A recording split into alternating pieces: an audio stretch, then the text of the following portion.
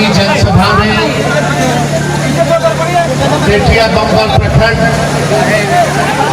में एक कार्यक्रम हो रहा है और मंच पे हमारे साथ उपस्थित है हमारे बड़े भाई वीआईपी पार्टी के संरक्षक आदरणीय मुकेश सहनी जी,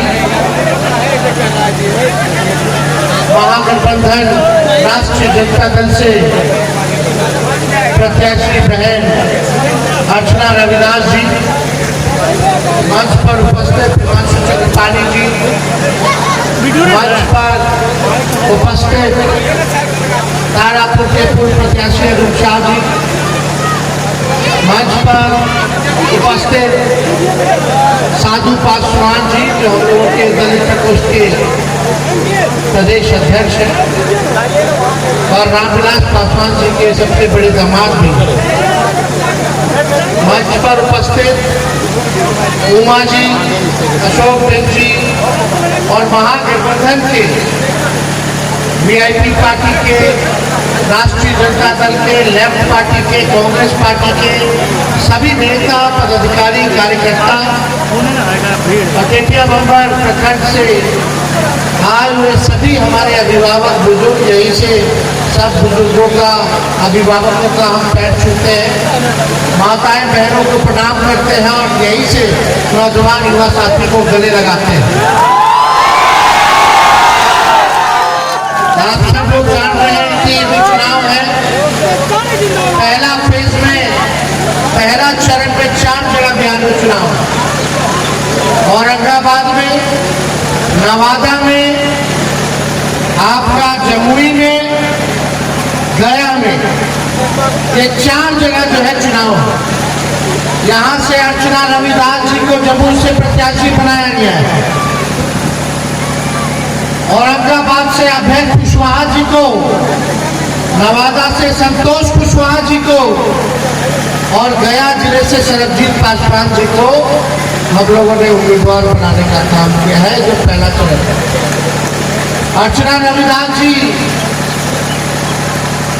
यही की बेटी है, इसी लोकसभा क्षेत्र झाझाड़ का घर पड़ता है, लक्ष्मीपुर, लोकल कैंडिडेट है, घर की बेटी है, पढ़ी लिखी महिला है, रविदास समाज से आती है और हम लोगों ने बहुत सोच विचार करके इनको उम्मीदवार बनाया है ताकि जमुई की जनता को जो है बाहर ना जाना पड़े जब कोई तकलीफ हो, दुख हो, दर्द हो। दूसरी तरफ से आप लोग देखेंगे जो प्रत्याशी हैं, रामविलास पासवान जी के दामाद हैं, चिराग पासवान जी के जीजा हैं, लेकिन आप पता कर लीजिए उनका घर कहाँ है, आपको भी नहीं मालूम है। जब दुख होगा, तकलीफ होगा तो कहाँ जाइए? कम से कम घर का मायके भी यही है, ससुराल भी यही है, इसी क्षेत्र में लोकल उम्मीदवार। लेकिन जब दुख होगा, तकलीफ होगा, आप इनके पास तो पहुंच जाइएगा, लेकिन चिराग जी के जीजा जी के पास नहीं पहुंच पाइएगा। आप सब लोगों को पता होना चाहिए कि आप तक चिराग पासवान भी बने सांसद जमुई से, लेकिन एक पार्टी का भी दफ्तर नहीं खोल पाए। कम से कम आदमी पार्टी का दफ्तर चला जाता, आते हैं तो होटल में रुकते हैं और उनके जीजा जी जो प्रत्याशी बनाए गए उनको होटल में रुकना है। तो आप लोग समझ जाइए जो आया है बाहर से वो फिर वापस चला जाएगा चुनाव के बाद, फिर अपना चेहरा आप लोगों को नहीं दिखाने का काम करेगा। लेकिन घर की बेटी है, कहीं भी जाइएगा तो घर ही में रहना है, मायके ससुराल सब इसका यही है, तो आप लोगों को कोई कठिनाई नहीं होगी।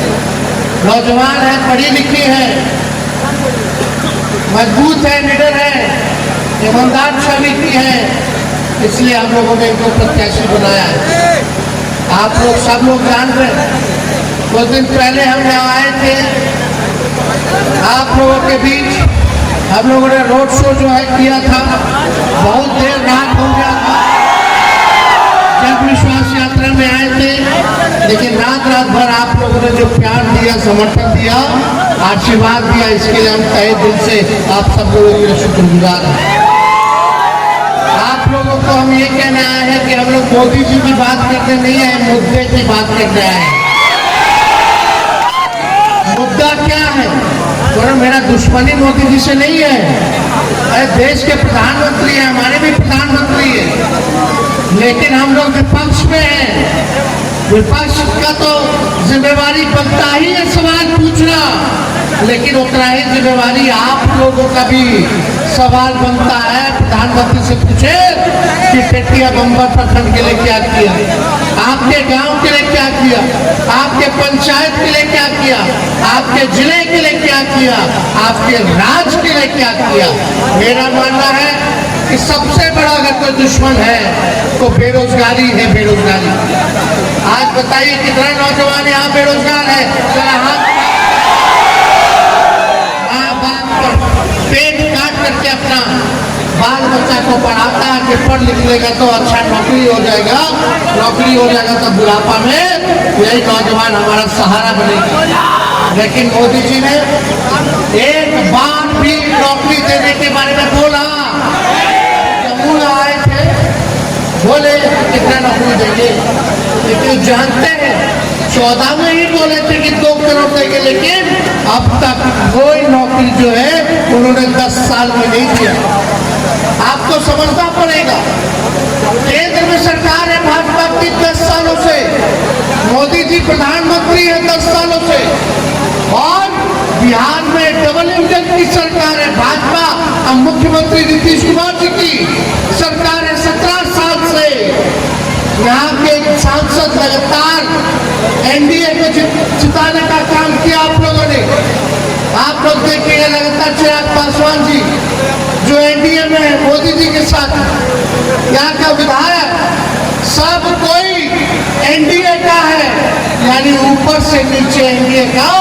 बताओ ये 17 साल 10 साल और 3 बार सांसद बनाया लोगों ने, 15-20 साल से सांसद है एनडीए का, विधायक उनका, फिर भी क्या दिल में हाथ रख के बोलेगा कि गरीबी खत्म हुआ? क्या शिक्षा व्यवस्था सुधरी? क्या अस्पताल में दवा इलाज अच्छा से हो रहा है? क्या दिए मोदी जी? क्या दिए आप लोगों को? क्या नौकरी दिए? पलायन नहीं रोक पाए, गरीबी नहीं हटा पाए। मोदी जी खाली कहते हैं कि 5 किलो राशन दिए। अरे 5 किलो राशन पर मोदी जी के आने के बाद से नहीं मिल रहा है, वो पहले से कांग्रेस के जमाने से मिल रहा है। पहले तो तेलों मिलता था, चीनियों मिलता था, फिर राशन तेलों मिलता था। खाली बताओ, मोदी जी बोलते हमने गरीबी दूर कर दिया। अगर गरीबी दूर कर दिया तो पूरे देश भर में 80 करोड़ लोगों को अनाज काहे ना दे रहे? आप लोग एक मौका हम लोगों को दीजिएगा तो हम लोग अनाज तो देंगे, लेकिन साथ में नौकरी भी देने का काम करेंगे। गाँव में हमने वादा किया था 20 में कि अगर अपने भाई बेटा को एक मौका दीजिएगा तो 10 लाख लोगों को सरकारी नौकरी हम देने का काम करेंगे। जब मुख्यमंत्री जी हमारे अभिभावक हैं, बुजुर्ग हैं, उनका हम सम्मान करते हैं, लेकिन जब वो बीजेपी को लात मान के आए थे हम लोगों से माफी मांगा कि अब मर जाएंगे मिट जाएंगे, लेकिन भाजपा में नहीं जाएंगे। हम लोगों ने फिर से अपनाया, उनको फिर से मुख्यमंत्री बनाया। आपका बेटा, आपका भाई उप मुख्यमंत्री बना, और बनने के साथ जो 17 साल में नहीं हुआ था वो 17 महीने में 5 लाख लोगों को सरकारी बहालिए निकलता था, चाहे सिपाही का हो, दरोगा का हो, शिक्षकों का हो, या जितना आपका अस्पताल वाला जितना स्टाफ है, नर्स हो, सब काम हम लोग कर रहे हैं। बताइए देश में, देश के प्रधानमंत्री इतने राज्यों में उनकी सरकार है, भारत सरकार है, लेकिन देश का प्रधानमंत्री नौकरी नहीं दे पाया, उप मुख्यमंत्री गवर्नमेंट ने 5 लाख सरकारी नौकरी दिया। केवल 17 महीने में मोदी जी तो 10 साल रह लिए प्रधानमंत्री, लेकिन बताओ कौन सा बहाली दिया? रेलवे को बंद कर दिया, रेलवे को बेच दिया, वहां भी बहाली अब नहीं निकल रहा। सेना का अग्निवीर योजना ले आया गया, अग्निवीर। बताओ कोई हमारा सैनिक अगर शहीद होगा तो उसको शहीद का दर्जा मिलना चाहिए कि नहीं मिलना चाहिए? लेकिन अग्निवीर योजना में केवल 4 साल रहेगा, 4 साल के बाद हटा देगा, यानी जवानी 4 साल बाद क्या करेगा? और बताइए, शहीद का दर्जा नहीं मिलेगा, 4 साल रहेगा, लेकिन शहीद का दर्जा नहीं मिलेगा। कैंटीन में जो उनको मिलता था, कैंटीन की व्यवस्था नहीं मिलेगी। आप लोग देखिए, जो पेंशन है वो नहीं मिलेगा, ग्रेच्युटी जो है वो नहीं मिलेगा, और नौजवानों के साथ, भविष्य के साथ खिलवाड़ किया जाता है। अब हम लोग चिल्ला रहे हैं तो बोलता है वापस ले लेंगे, वापस कर लेंगे। अरे आप लोग बताइए, क्या कहां से आएगा नौकरी? सब कुछ तो निजीकरण मोदी जी ने कर दिया, जहाज बेच दिया, एयरपोर्ट बेच दिया, रेलवे बेच दिया, स्टेशन बेच दिया, पोर्ट बेच दिया, BSNL बेच दिया, सब कुछ जो है बेच देने का काम किया जो आपका देश की संपत्ति था। ऐसी ऐसी संस्थाएं जो आपको नौकरियां निकलती थी, लोग देख लीजिए कितना तैयारी लोग करता था। आज कहाँ जाएगा नौजवान, कहाँ जाएगा? हम लोग काम करने वाले लोग, हम लोग जब आए 17 महीने में जितनी आंगनबाड़ी महिला, जितनी ममता, आशा, टोला सेवा, विकास मित्र, तालमीन मरकज, इन सबके मानदेय को हम लोगों ने बढ़ाने का काम किया। दुगुने के 17 महीने जो नियोजित शिक्षक, 4.5 लाख नियोजित शिक्षक जो आंदोलन करते थे समान काम समान वेतन का, उन 4.5 लाख लोगों को हम लोगों ने सरकारी कर्मी का दर्जा देने का काम किया, क्योंकि समान काम और समान।